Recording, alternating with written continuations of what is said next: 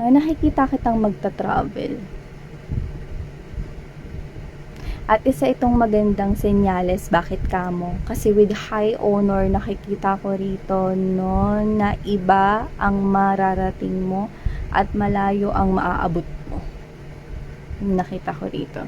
At hindi ko alam kung bakit ko nakita yung piko at tumalon ka no, sa ika-4 na bahay. Alam niyo yun? Alam niyo sa piko, di ba may drawing doon, no? Tapos tatalon ka, kunyari may mga gumawa ng bahay dito, pangalan ko kunyari, yan, o. Tapos ikaw, kalaban kita, no? Bahay ko yun nandito, tumalon ka dun sa malayo, nakita ko rito. So, pwedeng naglalaro ka ng piko noon, pero in general, nakita ko rito, malayo ang maaabot mo. Malayo yung matatalon mo rito sa life mo. Yun, no? So, baka merong batang 90s din dito, no? Kasi yung piko nilalaro namin yun. Yan. Sa'yo kaya ganun. Taray, malayo yung mararating mo. At hindi ko alam kung bakit may thief dito. So, whatever the case may be, mukhang ito mga babes, no? I'm getting this kind of dream. It's like, these people here is ninanakaw nila yung energy mo. Okay? These people here is that they're draining your energy. Maybe because they're causing problems in your life. Yan. Kaya siguro may pag-alis, may paglayo tayo nakikita rito. Kasi pwedeng ito yung mga ito yung dahilan. Okay? Maybe this is not literally thief. Pero pwedeng masakit sila sa ulo. Or sakit sila sa ulo para sa'yo. Yan. So, let's see ano ba nangyayari dito.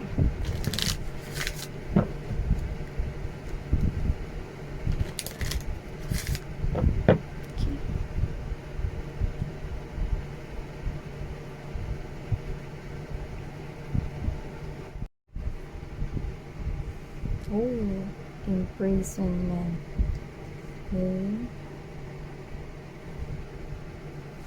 At mukhang sunod-sunod mga babes. No? We have here the thief. Okay, i-lay muna natin lahat ng energy sa table. Okay. I'm seeing lot of struggles, lalo na sa pera at sa mga kasama. Pwedeng kasama sa bahay, kasama sa buhay in general, no? So, bago natin simulan yan, kayo mag-alala, no? Matatapos na rito yung paghihirap ninyo because we have here the coffin, and what I love about this is nasa upright position ito. So, there is an ending dito sa despair, dito sa nararamdaman ninyong imprisonment na to, stuck on something, yan. Kita ko ito. Yeah, see, look at that. Bad health is in reverse. We have here recovery. That's recovery. So, we have here, no?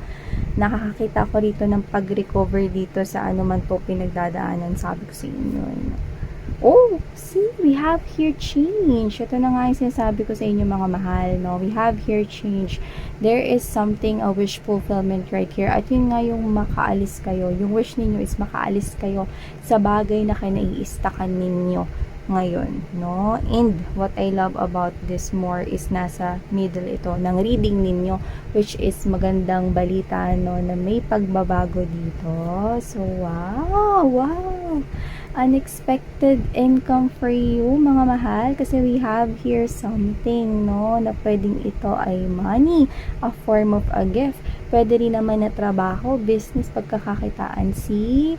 At nakikita ko, no, na dahil dito, sunod-sunod na at umpisa na, no, ng mga magagandang pangyayari sa buhay mo. Change is coming. Literally, that's what yeah, kata. Sudden wealth. So, whatever the case, maybe you could be seeing a lot of 777, no? Angel number 77, no, means that you're on the right path, you're on the right track, okay, of your manifestation. Okay? So, ibig sabihin, you are in this type of energy. See, number 11 pa, no? You're on the right track right here.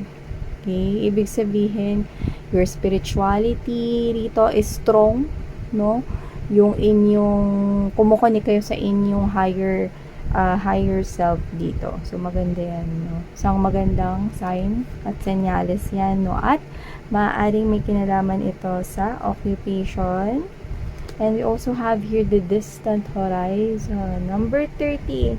A could be significant to you, but it's the number of balance. 3 is the number of balance right here. And I'm picking up another energy here with this journey, no? Kasi nakikita ko na parang sabay na may nangyayari rito, no? Sa magkaiba ritong energy. So, yan ang aalamin natin dito, no?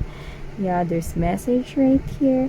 And there's this expectation, but it's in reverse. Yeah, so whatever the case may be, hindi mo ina-expect ito. Kasi pag ganito yan, mga mahal na expectation, ibig sabihin, ina-expect mo. Pero dito, hindi mo ini-expect because we've got it in reverse. Ma-explain ko sa inyo yan, no? So, bago natin simula na reading ninyo, reminders na hindi ito for all of you guys. Kaya naman, piliin mo lamang yung mga mensahe na sa tingin mo ay para sa'yo, at kung feel mo na reading na tayo for you, then this reading might be really for you. And syempre, wala tayong gender dito, babae, lalaki, LGBT cross watchers, you're all welcome here mga babes. Yan, no? Thank you so much sa mga comments ninyo. Ibig sabihin, pag hinart ko yun, binasa ko yun mga mahal, no? Kahit na sobrang hahaba pa niyan, no? At pag hinart ko yan, ibig sabihin, no? Sinama ko kayo sa prayers ko. Yan, no? Hindi ko lang yan basta heart, heart, heart, heart, heart, heart, heart. Yan, no? Nakikichismis din ako sa mga buhay niyo. Hindi ko nga lang kayo nire-replyan one by one. Pero pag hinart ko yan, ibig sabihin nabasa ko yan. At kasama nyo ko, no, sa mga pinagdadaanan ninyo. No, kasama yan sa mga prayers ko. Pag hinart ko yan, ibig sabihin nabasa ko. At kung ano mang pinagdadaanan mo, no, sinasali kita sa prayers ko. Okay, so maraming salamat sa mga nagko-comment dito. Sobrang na-appreciate ko kayong lahat, no? And syempre, hindi lang wala yung heart na yan, no? Hindi lang para masabi na hinart ko kasi napansin ko, ganyan, no? Hindi. No, hinart ko yan kasi binasa ko talaga kahit yung pinakamahaba, no? Na yan. So, yun nga, hindi ko pa nga nababasa lahat-lahat or hindi ko yun mababasa ng isang bagsakan lang. Pero nagbabasa ako ng comments. So, yan mga babes, no? Yan, balik na tayo dito. So, yan, no? Meron kayo nasa stockan dito na imprisonment community. So, it looks like you could be feeling restless right now, no? Na parang ang heavy naman ng mga nangyayari sa life mo, nagsistruggle ka sa money, pwedeng hindi ka natatanggap sa right job na gusto mo, or ikaw to na wala kang wala kang job, or pwedeng may job ka pero hindi mo nararamdaman yung sahod mo, no? A lot of struggle as well when it comes to your coins and finances. Walang pagbabago. Tapos yung mga tao sa paligid mo nakaka-stress, nakaka-depress pa, no? Imbes na sila yung tumulong sa'yo, na nagdudulot pa sila, nakakadagdag yan. Nakakadagdag pa sila sa mga isipin, alalahanin mo dito, no? Tapos alam na nga nila nagsastruggle ka, no? Sige pa sila panahingi, no? Sige pa sila na parang nakatanghod sa'yo rito, no? Na parang kaya naman nilang kumilos on their own, pero parang lahat na lang inaasa, no? Yung bigat na sa mga balikat mo. Yun yung nakikita ko rito. Nyari ganito, example. Okay? Sa pamilya nyo, dami nyo naman. Pero ba't parang ikaw ng ikaw? Diba? Or sa pamilya ninyo, mga babes, no, may mga nagtatrabaho naman. Pero ba't ikaw na ikaw yung bigay? Yan. So, whatever the case may be, ang bigat sa side mo rito. To the point na, parang ano to, ako lang ba yung pamilya rito? Or alam mo yon, if either hindi naman to sa pamilya ninyo, no, sa mga kaibigan mo, parang imbes na matulungan ka nila, may mga friends kasi na parang sa sobrang blunt nila magsalita, no, ay tikang halang, pwede preno mo muna yung bibig mo kasi wala ko sa mood para marinig yung bagay na yan, no. Yung parang may mga friends kasi, mga babes, no, na kung nakikita dito sa energy ninyo, na kung makapagsalita, no, is walang preno, yung parang ikaw, bigat na bigat ka na nga sa dinadala mo, tapos makakadagdag pa sa bigat yung mga sasabihin nila. Eh, kasi ganito ka kasi, Mari. Alam mo kasi, pre, yung ginawa mo kasi mali talaga yun. Diba? Hindi naman sa to the point na magsisinungaling sila or what. No? Hindi ganun yung sinasabi ko. Ang ibig ko lang sabihin, kailangan magkaroon sila ng sense of, alam mo yung parang, may Bluetooth sila sa kanilang bumbunan na nagsasabi na, ay teka nga, yung opinion na sasabihin ko, baka makadagdag pa dito sa friend ko na to, pwede bang saka ko na lang sasabihin to pag medyo ano na siya. No? Hindi marunong makiramdam at marunong tumingin sa sitwasyon. Hindi eh. Alam mo yung parang, wala ka rito halos malapitan to the point na yung mga tao na nakapaligid sa'yo, no, is instead of they are your fresh air, no, na parang makahinga ka, nakakadagdag pa sila, no, regardless kung sino-sino to, family, friends, pwede rin naman na kung meron kayo rito na parang kakonek, no, pwedeng may lover kayo, asawa, no, alam mo yung ang gulo, no, pabigat pa ganun, padagdag pa sa bigat ng dinadala ninyo, but that is about to end. Okay? Actually, most likely nakukuha ko rito, no, is yung sa money, yun ang problem. Pero pwede rin naman to sa ibang situation. So, whatever the case may be, no, these people makes you feel na parang nakakapagod. Yung life, no, puro sila hingi, no, puro sila rito tanghod, walang pagkilos on their own. So, whatever the case may be, ayaw mo na ng ganito, gusto mo na bago yung environment mo, gusto mo na bago yung community mo, no, and I can see na mangyayari na yan, mga babes. Yung sitwasyon mo rito, kaya walang pag-usad, no, kasi ikaw to na ikaw lang yung kumikilos. Ikaw to na parang buhay mo yan, pero parang ikaw yung ang tawag nito, pumapasa ng buhay ng mga iba. Ganun yung kukuha ko rito. Pero that's about to end because we've got the caffeine, okay? So whatever the case may be, bad health in reverse is a very good message kasi it sends us this message of recovery. Yan, makaka-recover na kayo. Yung iba literal talaga na nagkakasakit kayo, no, because you're doing more than one job. Siguro meron pa kayong other jobs, no, para lang talaga maitawid lang talaga na yung mga pangangailangan, no. Tapos nakakuha ko rito para sa iba, this is not for all, no.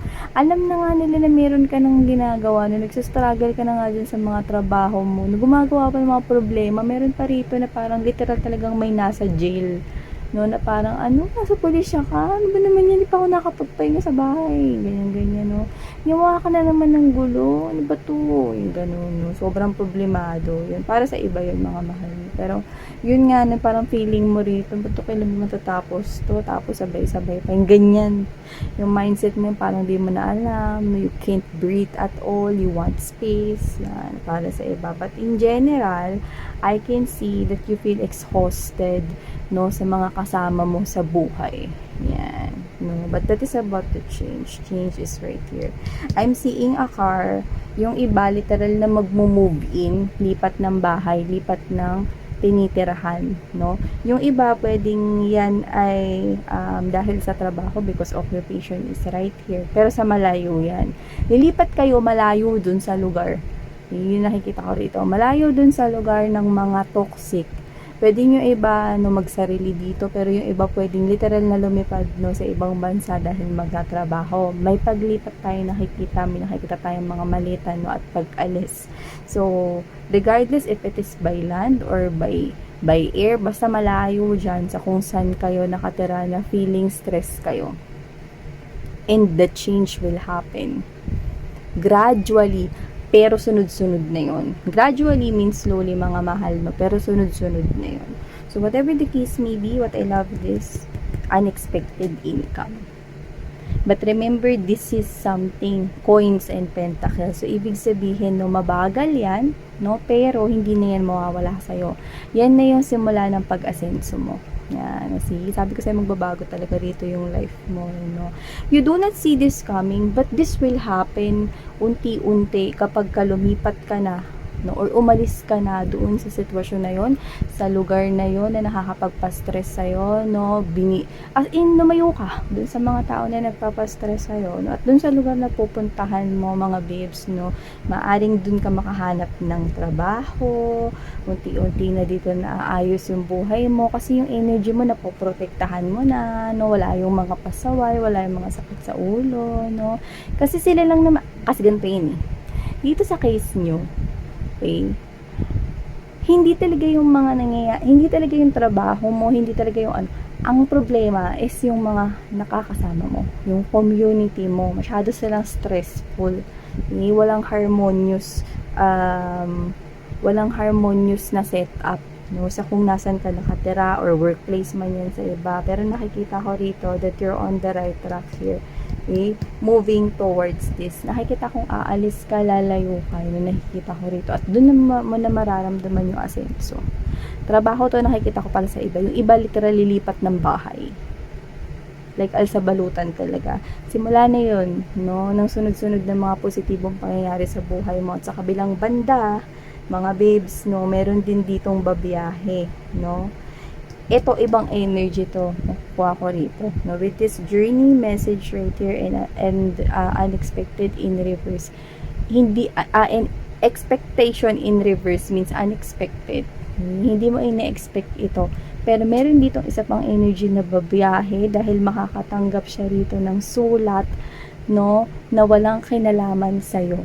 And whoever this other energy is, I think this is meant to be. I'm picking up that this is someone significant sa inyo.